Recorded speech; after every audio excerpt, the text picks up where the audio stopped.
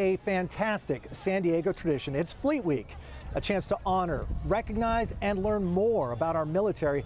Also a chance to remind all of you out there that San Diego has the greatest concentration of military in our country. We are a military town, so this is a big deal. It's a lot of fun. I'm joined right now by Cindy Farless, the board chair for Fleet Week. Thanks for being here today. Yes, thank you for having us. You know, for people who aren't familiar, just what is Fleet Week? Yeah, Fleet Week San Diego, we're a nonprofit organization. We've been around since 2001, and every year we host a week-long celebration for the general public to come out and learn more about the military, but also say thank you and show their appreciation to them.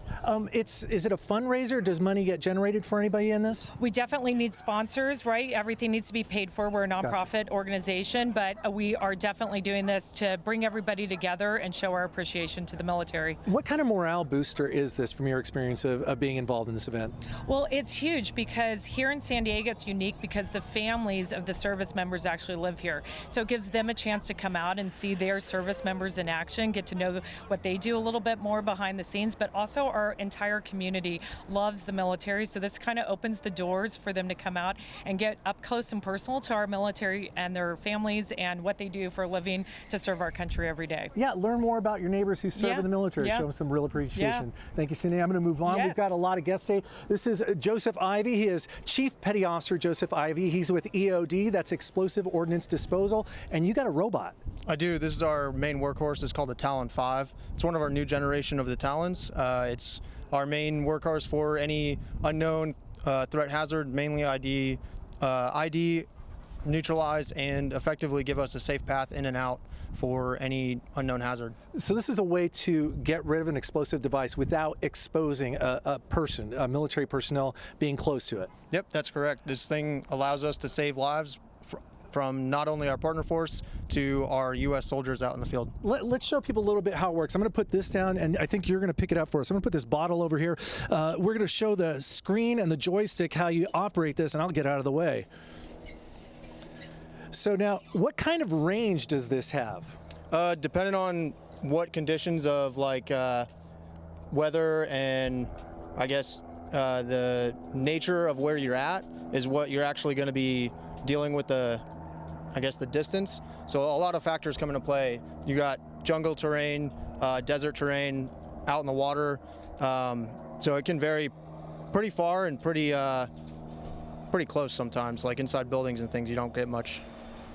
So you're working this technology. How have you done this in deployment? Have you dealt with EOD and disposing active devices using this kind of technology? Yes, I have. I've been deployed 5 times, so this is actually what I prefer as our main robot for taking care of any explosive hazard downrange. All right, but it's not the only kind. You have a few tools. I can see you got a pretty good handle on the situation here with our very dangerous CBS 8 bottle there. Not really. Not the best handle today? Nope, it's not going the right direction. Okay, well, we're gonna, there it goes. All right, well, we're gonna go to another type of technology, get another member of the EOD team. This is Petty Officer First Class Matthew Marino, and you've got a much smaller robot. What do we have here? Yes, this is our lightweight, this is called the First Look robot. So where it's not practical to bring our big Talon, we have this robot. So this gains us access to places that a human might not be able to fit, or our robot.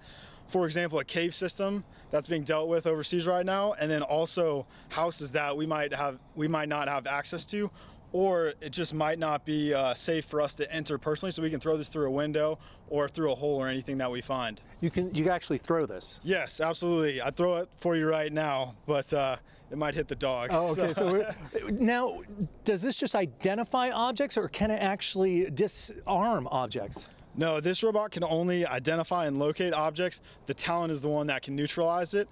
So this is just to give us a preview into the house, so then U.S. forces can come in, Joey or myself, and any EOD member can then neutralize the threat. How important is it to have this kind of technological array available to you when you're involved in a forward motion out in the field and trying to protect troops? Oh, extremely important. Just because if an IED or an explosive goes off, then that's the only thing that's harmed. We can always replace this technology. We can't replace humans. So absolutely.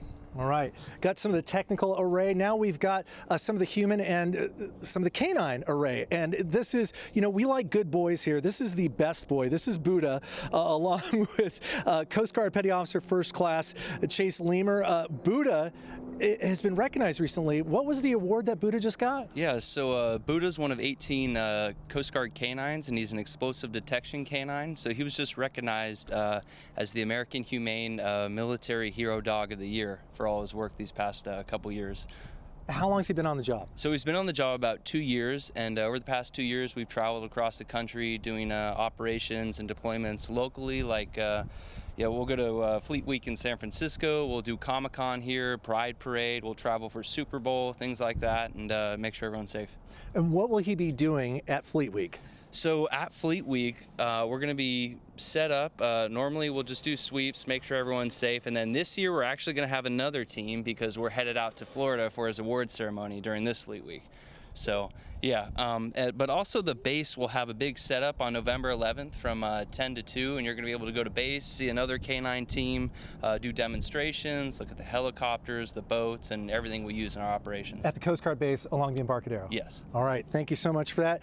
Thank you all for being with us today. We're going to put up a full screen so people can see all the details they need to know. First off, the most important thing is the website, fleetweeksandiego.org. It starts on Friday. It all starts with a big military band concert at Balboa Park. You can go check that out, enjoy it. Most of the events will be on Broadway Pier, but there will be several around San Diego. So again, check the website for all that information.